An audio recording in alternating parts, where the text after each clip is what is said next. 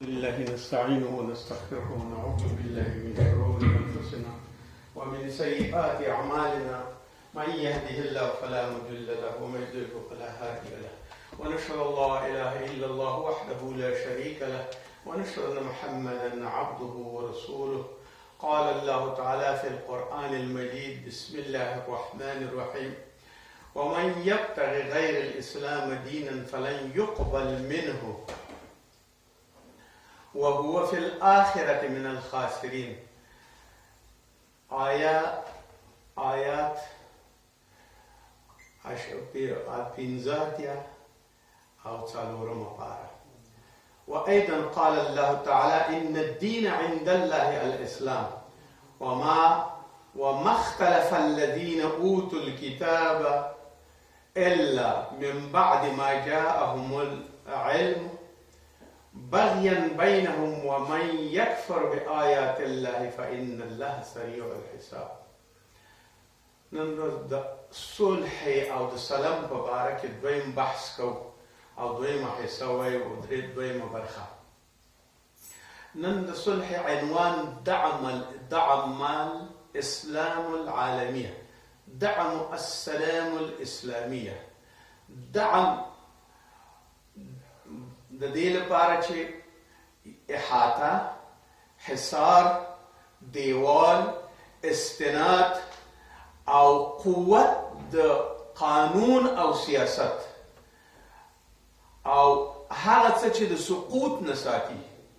ټول حقوق د یوې اجتماع او د یو سوسایټۍ پکې برابرېږي. دې ته دعم السلام العالمي دا عنوان د فقهاو دی په دې باره کې چې یو اسلامي دولت څنګه شرح کېږي او صلح پکې څنګه راځي او ټول خلک د خپلو حقوقو نه او د خپلو هغه څه چې واجبات دي د هغې نه څنګه برخورداره کېږي. لومړی الله جل جلاله فرمایي: ومن یبتغي غیر الاسلام دینا فلن یقبل منه. که هر هغه څوک د غیر د اسلام نه یو دین قبول کړي او په هغې باندې وغواړي، فلن یقبل منه، د هغې نه هغه دین نه قبلیږي. او دین داسې معنا کېږي چې د اسلام او د ایمان دواړو مجموعه،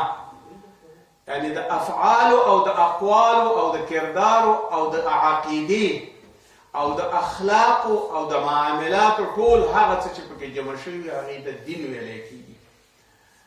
هو فی الآخرة من الخاسرین. که څوک غیر د اسلام نه کم دین غوره کړي نو هغه به په آخرت کې د خسرانونکو یا د هغه چا نه وي چې مخونه به یې زیړ او په خسران او په تکلیف کې به وي. په دوم آیات کې ان الدین عند الله، بېشکه په تحقیق سره دین چې دی عند الله، د الله په نزد باندې الاسلام، اسلام دی زمونږ ستاسو دین. او دا دین د اسلام او کلمه د اسلام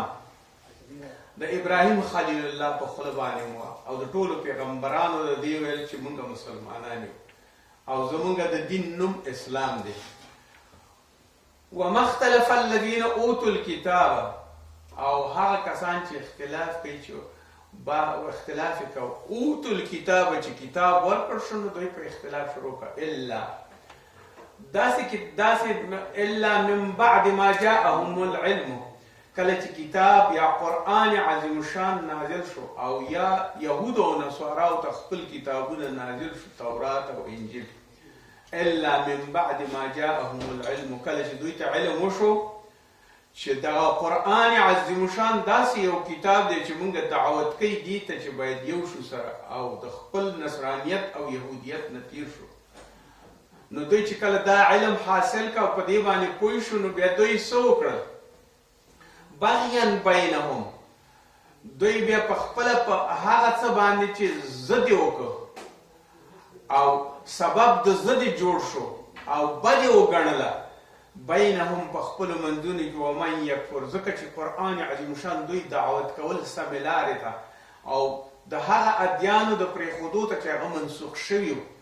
نو دوی بیا په خپله په ضد باندې چې کله په دې باندې پوه شو چې دا دعوت شروع کېږي او اسلام ته مونږ دعوت کوي او ټول یو کېږو، نو د دې د خپل سبب د ضد او د حسد دا و چې دوی داسې غوښتل چې د دوی په منځ کې دا خبره راغله چې اوس قرآن عظیم الشان مونږ نشو منلی، نو فلهذا الله جل جلاله فرمایي ومن یکفر بآیات الله، هغه څوک چې زما په نښو نشانو، زما په آیاتونو، زما په کتاب قرآن باندې او په هغه ټولو کتابونو باندې دوی کله منکریږي او کافران کیږي، فإن الله سریع الحساب، الله به د دوی سره ډیر زر به ورسره حساب وکړي. دا هم د سورې آل عمران 19 آیات دی او 3 سپاره ده. اوس راځو دې ته چې دغه دین ټول د ټولو خلکو ته دعوت ورکوي د دې لپاره دعم السلام، د هغه حصار او د هغه محیط او د هغه څه په منځ کې راجمع کوي چې د دوی دپاره ټول حقوق په ځای شي. لکه یو خو صلح شوله او دوهم د دوی کرامت باید په ځای باندې وي، د هر انسان کرامت او شرف باید په ځای وي او کرامت انساني ولري، نه دا چې د یو دین باندې شي. انسان بشر کرامت انساني د صلح لپاره، او کله چې کرامت انساني ولري نو د کرامت انساني سره عدالت لازم دی، احسان ورسره لازم دی، او بیا چې هغه ولري هر یو انسان دلته حر دی او حریت لري او په خپل حریت کې باید ژوند وکړي، او د حریت سره سره بیا دوی ته باید ټولو ته مساوات ورسیږي، ټول یو بشر شي او ټول یو انسانان شي. نو فرمای علما د فقه داسې فرمای استأصل الاسلام جذور الاحقاد والعداوة البشریة، وی اسلام هغه ټول د دعوت ورکه دی ته چې هغه ټول تربګني، دشمني، هغه فرق د جنسي تجنس او عصبیت او تناحر او تنفر او طبقاتي ژوند دغه ټول ورک شي او صرف یو اسلام شي. او اسلام ورته څه وایي؟ اسلام واحل محلها روح المحبة والانسانية والتعاون والتسامح، او د دې په ځای باندې چې تربګني او طبقه بندي او داوي، نو بهترین خبره دا ده چې د دې ځای څه شی ونیسي؟ یو بشریت یا انسانیت، یو تر بله تعاون، یو تر بله سره ملګرتیا، تسامح، یو بل ته تېرېدل، حوصله کول، صبر کول. لکه څنګه چې د منځه باید دا کارونه وایستل شي چې قومیت څه ته وایي، انانیت څه ته وایي، طاغیت څه ته وایي، طاغوت څوک دی، او د دې شان داسې تقاضا کوي هغه څه چې دوی په یو په بل باندې امتیاز کوي، هغه امتیازات ټول د منځه لاړ شي. دا یو بهتر دین شو او دا یو بهتره صلح شوه، ځکه چې ټول په یو نظر باندې کتل کېږي او یو انسان او یو بشر دی، بدون د دې نه چې مساوا فرق ورکې وشي. نو د دې لپاره صرف هغه څه واجب دي کوم یو چې الله جل جلاله غواړي، او ټول هغه څه چې په دغه دین باندې دي، په قومیت باندې دي، په ژبه باندې دي، په لسان باندې دي، په رنګ باندې دي، په تور او په سپین باندې دي، په عربیت او عجمیت باندې دي، په افریقایت او اسیایي باندې دي، امریکایي او جرمني باندې دي. دغه ټول انانیتونه څنګه ختم شي؟ دغه ټول انانیتونه په دې باندې راغلي چې د دې نه حروب او حربونه او جنګونه پیدا شوي دي. دغه ټول د منځه ویسي او انسان یو رقم شي. او دې دپاره اشاره کوي چې په ځمکه باندې خیرات، خیر، صلح او ورورګلوي باید قایمه شي، برادري باید قایمه شي، یو تر بله سره نږدې شي، خپلولي باید شي. نو اسلام د دې دعوت ورکوي او وایي چې د اسلام دپاره دا یو بهترین کار دی چې ټول خلک عیش وکړي، ژوند وکړي، او بدعم السلام، د هغه حصار لاندې کوم یو چې اسلام ورته راوړی دی، د هغې صلح په باره کې کوم یو چې د هغوی احاطه او محیط دی، کوم یو چې د هغو استناد دی، کوم یو چې د هغو قانونیت دی، کوم یو چې د هغو انسانیت دی، باید په داسې سلام کې او په داسې صلح کې دوی ژوند وکړي، نو دعم السلام ته به داخل شي. او بیا هغه خلک چې د دې تجاوز یې کوي هغه ټول باید لرې شي، او ټولې مسئلې داسې حل شي چې حدود او هر څه معلوم وي، مثلا پخوا به یو بل سره څه کول اشتراک به کو هغه چا سره چې د هغې په خوښه باندې و اقربا پروري به یې کوله اختلاط به یې کو د وینې یو بل سره به یې غوښتل چې وینه یو تر بله تویه کړي او د خپلې وینې دپاره به جنګېده نو دغه ټول باید په یو عالمي او یو جهاني صلح باندې بدل شي او بیا دې دپاره اسلام وایي چې وهو اعتبار الجنس البشري من اب وام صرف دې ته باید اهمیت ورکړل شي چې ټول د یو اب او یو اب و ام د یو مور او پلار نه از یک پدر و مادر جنس بشری د یو واحد او پلار و مور نه وانهم ابناء اسره واحده ينبغي تراحم بين افرادهم او دوی داسې فکر وکړي چې موږ ټول د یو فامیل د یو اسرې د یوې کورنۍ خلک یو او یو تر بله باندې باید ترحم وکړو او باید داسې ژوند وکړو چې زمونږ دې دپاره باید کوشش وکړو دا باید پراخه کړو شیوع الفت عدالت او عمل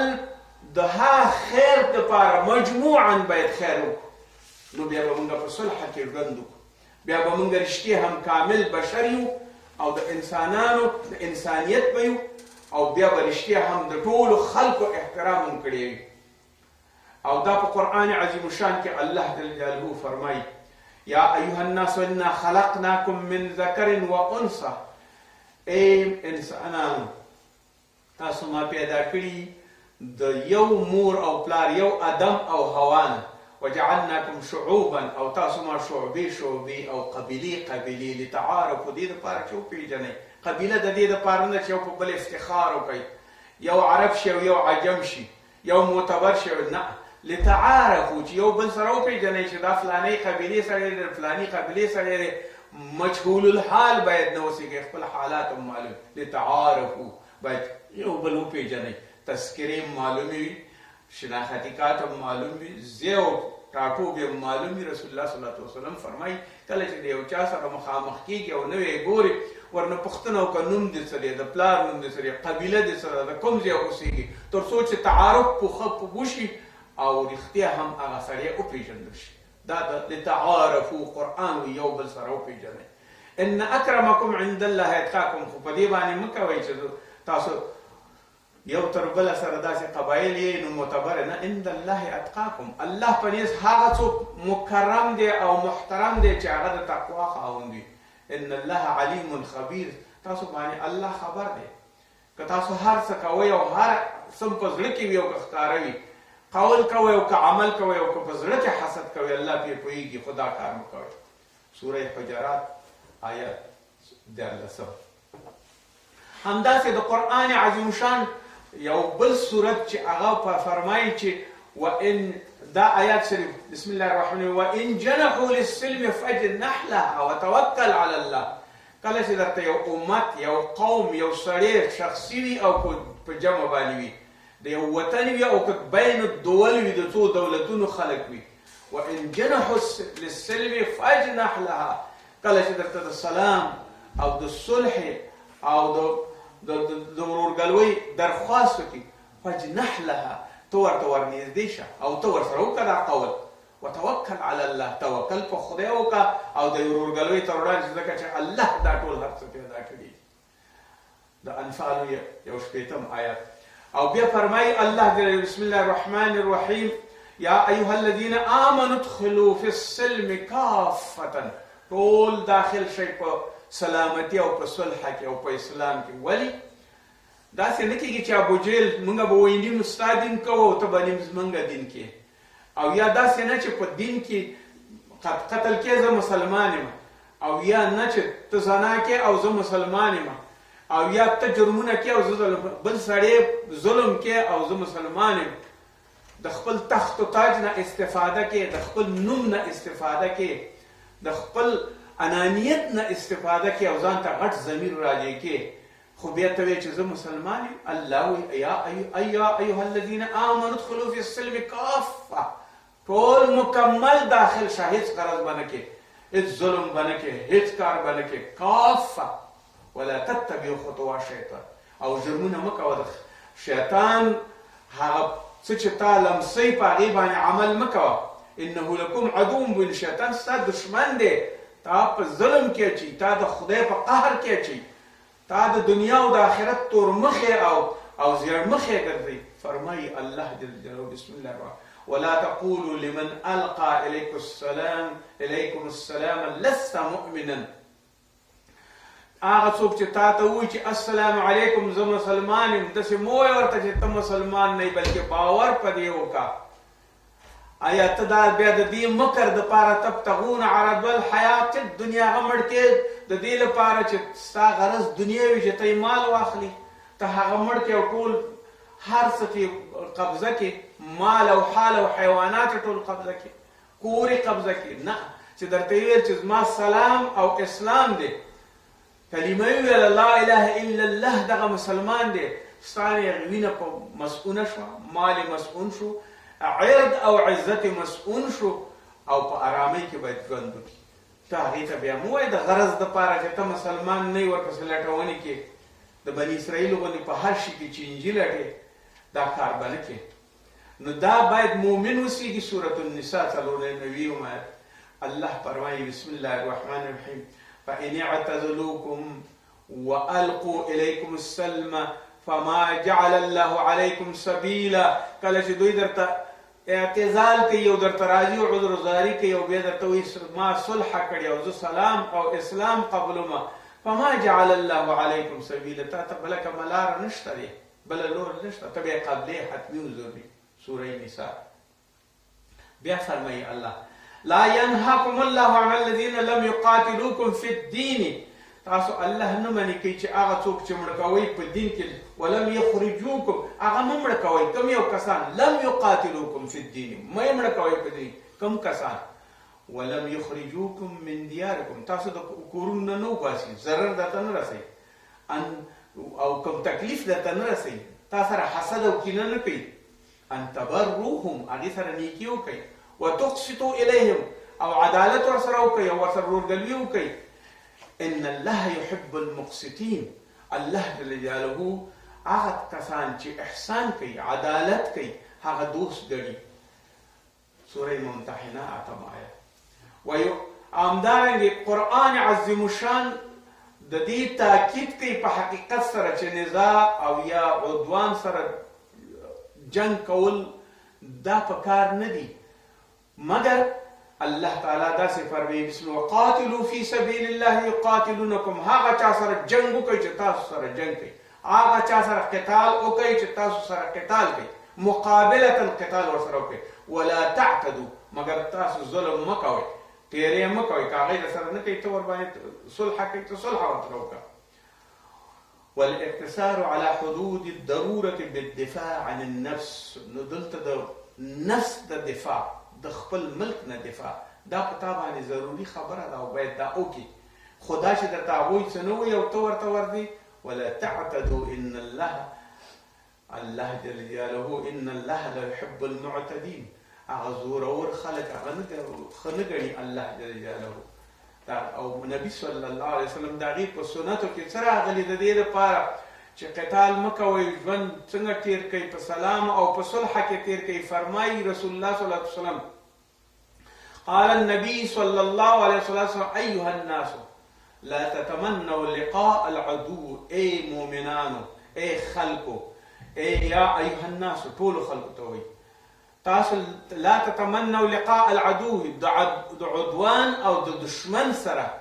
او د دښمن سره او د هغه چا سره چې هغه ظلم کوي د هغې سره مه مخامخ کېږئ، دا ښه مه ګڼئ. هېڅ وخت د دشمن سره مه مخامخ کېږئ، لقا ورسره مه کوئ، مه ورسره نږدې کېږئ په جنګ باندې. وصلوا الله العافیة، او د الله نه عافیت وغواړئ، سوال د عافیت وکئ چې الله تعالی مو په عفه کړي. فاذا لقیتم هم فاصبروا، او کله ورسره برابر شئ فاصبروا، صبر وکئ، حوصله وکئ. واعلموا، او بیا په دې پوه شئ که صبر نه کېده او هغې در سره ظلم کوو جبر یې کوو، واعلموا بیا په دې پوه شئ ان الجنة تحت ظلال السيوف، بیا نو ورسره وجنګېږئ ځکه چې جنت د سوري د تور لاندې دی، نو بیا یې په توره باندې ووهئ ځکه چې دښمني در سره کوي. او عدوان در سره کوي او بیا در سره نه برابرېږي. همداسې رسول صلی الله علیه وسلم فرمایي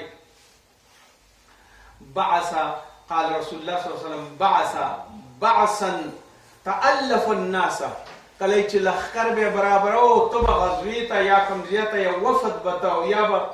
د زکات د ټولولو یا د حکومت او د قضا دپاره به یې لېږه او یا به یې والي لېږه نو ورته ویل چې تألف الناس د خلکو سره محبت وکړئ. وتأنوا بهم لا تغيروا عليهم حتى تدعوهم. تر هغې پورې ورته تاسو غرض مه کوئ دعا ورته وکئ او تر هغې پورې دعوت کوئ چې ستاسو سره په دین کې داخل شي. فما على الارض من اهل البيت من مدر ولا وبر. هیڅ پوخ کلي او د کور او کلي سړی به نه وي مګر تاسو ته الا ان تأتوا بهم مسلمین، مګر بهتره دا ده چې تاسو ته مسلمانان راشي. او ما احب الی من تأتوني چې ما ته راشي بابنائهم په خپلو زامنو سره و نسائهم د خپلو ښځو سره.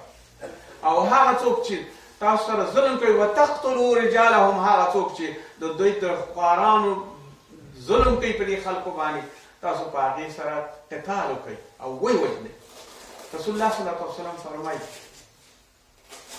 والخلق كلهم عيال الله. ټول خلق د الله تعالی عیال دي، د الله تعالی بندگان دي، د الله تعالی فامیلونه دي، د الله تعالی قومونه دي، د الله تعالی فرقې دي، د الله تعالی عیال الله دي، د الله تعالی د رحم لاندې دي. فاحب خلقه الیه انفعهم لعیاله. بس تاسو د هغه خلقو سره نږدېکت وکئ کوم یو چې الله جل جلاله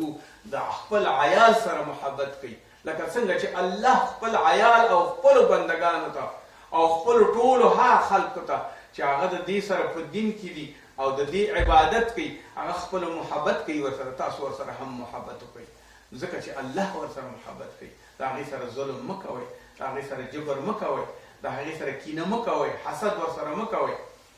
اوس کرامت انسانی، دعم مبادئ الكرامة الانسان والعدالة الحرية او حریت د انسان، مساوات د انسان، دا به څنګه جمع کیږي؟ الاسلام كما هو معروف نظام عام لبشریت. ټول بشر ته د اسلام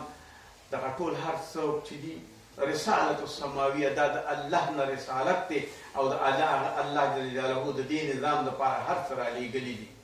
او د دې نظام دپاره دا ضروري ده چې موږ او تاسو ثابت قدم اوسېږو او اجتماعي ژوند باید وکړو او حمایت د کرامت نه وکړو. د هر یو انسان دپاره خپل طبیعي حق دی. مثلا اسلام اعلان کوي په دې باندې چې کرامت انسانی هغه اکرم دی، باید کرامت یې وشي.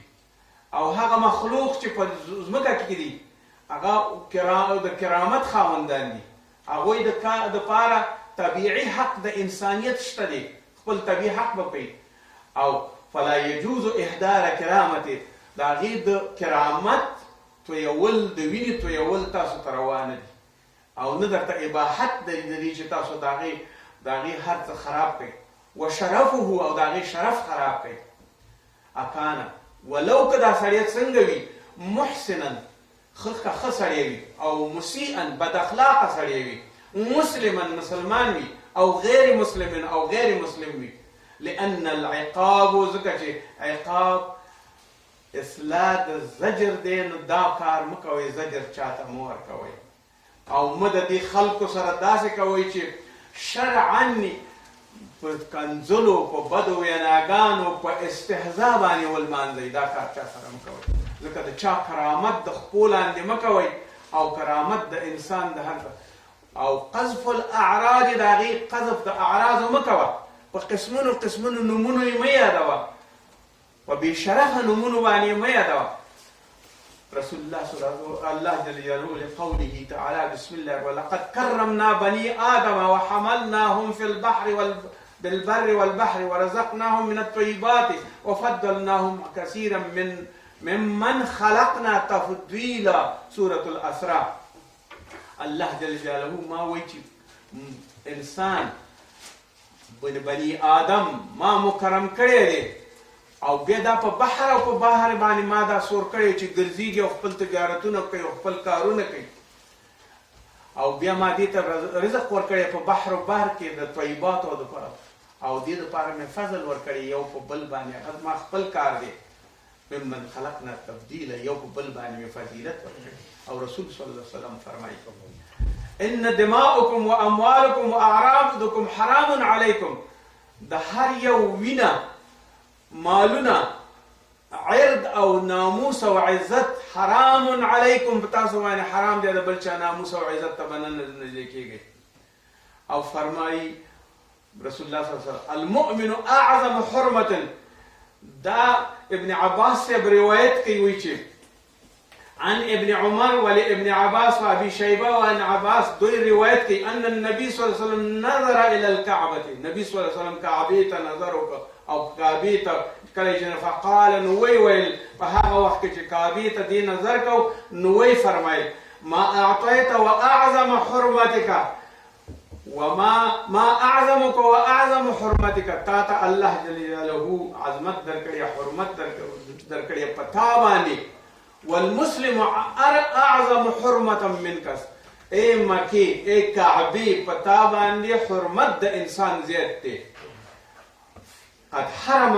الله دمه داغي وینه حرام ده وماله مال حرام دی وعرضه او ناموس او عزت حرام دی وان يظن به ظن السوء او باغي باندې بد ګمان مکوي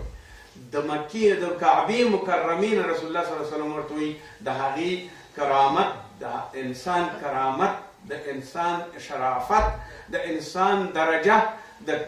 کعبه مبارک نه هم ډیره اوچته ده او د دې لحاظ باندې چې الله جل جلاله ډیر لوی مالک دی نو دا په خپله دا مالک په خپله داسې وایي چې ما انسان ته ډیر هر څه ورکړي امام صاحب ابو حنیفه فرمایي الا دم معصوم ليتمكن من حمل اعباء التكاليف واباحه القبل عارض السمع فيه دبر حرام دی قتل د انسان تر هغه پورې چې د هغې شر نه ځان خلاص نه کړي او شریر نه وي امام مالک صاحب فرمایي لا ينبغي لمسلم ان يحرق دمه الا في حق وی نشي کولی څوک چې د چا مؤمن وینه توی کې مګر په حق سره په غزا کې یا په بل یا په دشمنۍ کې ولا يحرق دما الا مگر نشي کولی دی چې بغیر د حق نه دی د چا وینه توی کی او امام حنبل سے فرمایي ان الاصل في الدماء الخطر الا بيقين الاباحه تاسو به تر هغه پورې څوک نه وژنئ او نه به ضرر ورته رسوئ چې تاسو ته یقین راشي او د هغې اباحت د وینې درته وشي او که نه نه به یې شئ وژلی شافعي صاحب وایي قتل الادمي عمدا بغیر حق اکبر الكبائر بعد الكفر شافعي صاحب وایي قتل د انسان عمدا داسې ناحقه داسې دی چې اکبر الکبایر دی د ټولو کبایرو ګناهونو نه ډېره کبیره ګناه ده بعد الکفر وروسته د کفر نه دا کبیره ګناه ده فلهذا د دې لپاره چې موږ او تاسو هدایت شوي دا ټول هر څه زموږ ائمه قرآن عظیم الشان الله جل جلاله موږ ته وایي چې صلح وکړئ حریت نه وساتئ یو د بل ازادي وساتئ یو د بل سره په ورورګلوۍ ژوند وکړئ نه دا چې د یو د بل وینې توی کوي او که بیا وینې تویوئ دا دومره غټ دا دومره انسانه د یوې تبې زور نه لري د یو ډېر وړوکي سردرد زور نه لري دا دومره قوت او دا دومره انانیت او دا دومره غټ ضمیر او دومره کبر دا درته د دنیا د مادیاتو درکړی دی دې مادیاتو څومره مس کړې آیا دې ته نیشه کړې دا نیشه به د الله جل جلاله په دنیا هم وباسي د ځان نه او هم بیا په آخرت کې وباسي دلته به هم جزا ګوري او په آخرت کې به هم جزا ګوري د الله د قوانینو نه د الله د دین نه د رسول الله صلی الله علیه وسلم د هدایاتو نه هیڅوک معتبر نه دی یو احاطه ده یو حصار دی چې موږ پکې راټول شوي او په دې کې صلح کې ژوند کوو او که د دې نه څوک تجاوز کوي هغه ظالم دی هغه کافر دی هغه قاتل دی هغه جاني دی هغه د ټولې دنیا مختور انسان دی که کافر وي او که مسلمان وي ربنا آتنا في الدنيا حسنة وفي الآخرة حسنة وقنا عذاب النار